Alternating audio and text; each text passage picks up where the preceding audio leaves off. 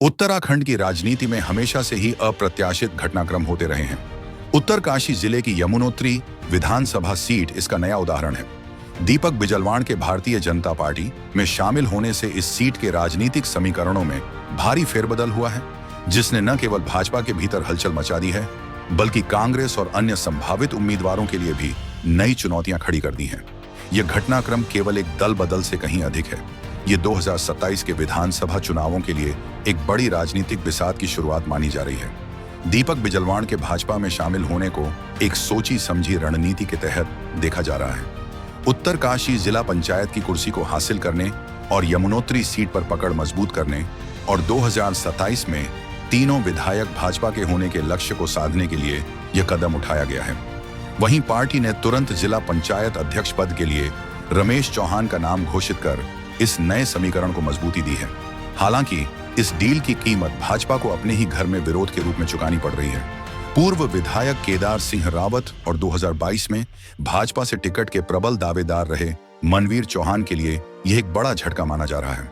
दोनों ही नेता 2027 में विधानसभा चुनाव लड़ने की तैयारी में जुटे थे, लेकिन अब उनके रास्ते में एक बड़ा रोड़ा आ गया है। बिजलवाण की एंट्री ने उनकी राजनीतिक महत्वाकांक्षाओं पर प्रश्न चिन्ह लगा दिया है। पार्टी के भीतर से उठे विरोध के स्वर, जिन्होंने प्रदेश अध्यक्ष महेंद्र भट्ट को पत्र लिखे, ये दर्शाते हैं कि यह फैसला आसानी से स्वीकार्य नहीं है। वहीं महेंद्र भट्ट का यह स्पष्ट संदेश कि विरोध करने वाले नेता खुद के लिए ही मुसीबत खड़ी कर रहे हैं, यह साफ करता है कि पार्टी आलाकमान इस फैसले पर अडिग है और दीपक बिजलवाण को पूरा समर्थन दे रही है। यह अनुमान लगाया जा रहा है कि 2027 में बिजलवाण को यमुनोत्री सीट से टिकट मिल सकता है। दीपक बिजलवाण के भाजपा में जाने से कांग्रेस को सबसे बड़ा झटका लगा है। यमुनोत्री में कांग्रेस के पास एक मजबूत और लोकप्रिय चेहरा था, जो अब भाजपा के पाले में है। इससे 2037 में कांग्रेस की चुनौतियां बढ़ गई हैं, क्योंकि उसे अब एक नए चेहरे की तलाश करनी होगी जो भाजपा के इस नए समीकरण का मुकाबला कर सके। इस घटनाक्रम ने यमुनोत्री के निर्दलीय विधायक संजय डोभाल की राजनीतिक स्थिति को भी प्रभावित किया है। यह अटकलें थीं कि अगर बिजलवाण कांग्रेस या निर्दलीय चुनाव लड़ते तो डोभाल भाजपा में शामिल हो सकते थे और उन्हें टिकट भी मिल सकता था। हालांकि ये केवल अटकलें और चर्चाएं थीं। वैसे राजनीति संभावनाओं का खेल है, लेकिन अब जब बिजलवाण के भाजपा में आ गए हैं तो इन संभावनाओं पर विराम लगना तय माना जा रहा है। डोभाल के लिए अब अपनी सीट को बरकरार रखने की चुनौती और भी जटिल हो गई है, क्योंकि उन्हें भाजपा के नए उम्मीदवार संभावित रूप से बिजलवाण का सामना करना होगा। दीपक बिजलवाण ने इस कदम से अपने राजनीतिक कौशल का परिचय दिया है। 2022 का चुनाव हारने के बावजूद उन्होंने लगातार सक्रिय रहकर अपनी उपस्थिति दर्ज कराई।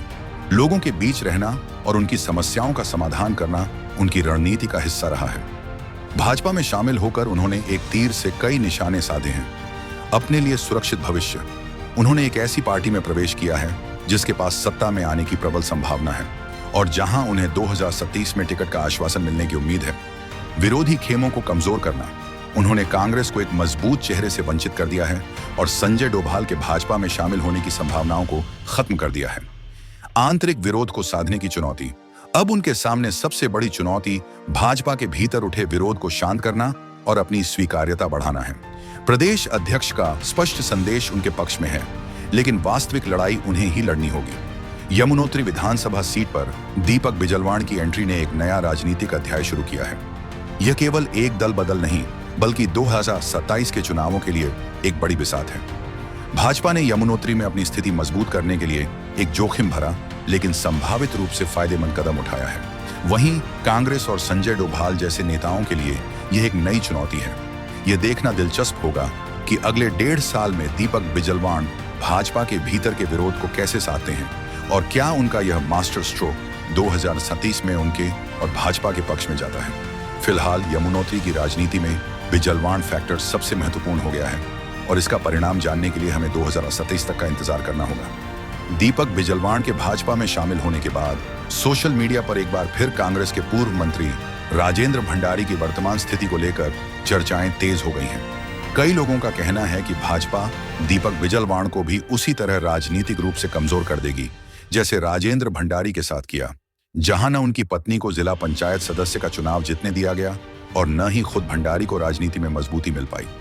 राजनीतिक जानकारों का दावा है कि उत्तरकाशी जिले, खासकर यमुनोत्री, और पुरोला विधानसभा के कुछ नेता भीतर ही भीतर संगठन के जरिए दीपक को कमजोर करने की योजना पहले ही बना चुके हैं।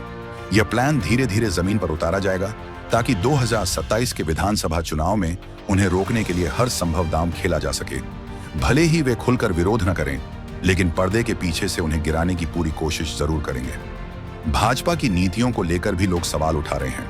उनका आरोप है कि भाजपा अपने फायदे के लिए नेताओं का राजनीतिक करियर खत्म करने में माहिर है और इसके कई उदाहरण लगातार सामने आते रहे हैं।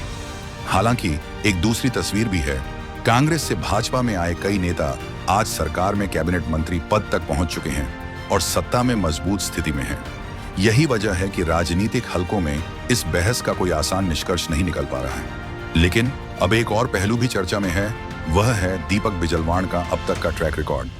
जानकारों का कहना है कि उनके राजनीतिक सफर को देखते हुए वह भाजपा के भीतर अपने लिए मजबूत जगह बना लेंगे।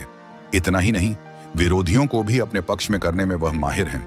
कम उम्र में ही उन्हें राजनीति का चतुर और माहिर खिलाड़ी माना जाने लगा है। कोई कहता हूं कि आज से उत्तरकाशी जनपद में भाजपा एक मजबूत, जिस तरह से आज आप 2 विधायकों के साथ हैं, मैं आपको ये भरोसा देता हूं कि आने वाले विधानसभा चुनाव में तीनों विधायक आपके पास होंगे। ये मेरा आपको भरोसा है, क्योंकि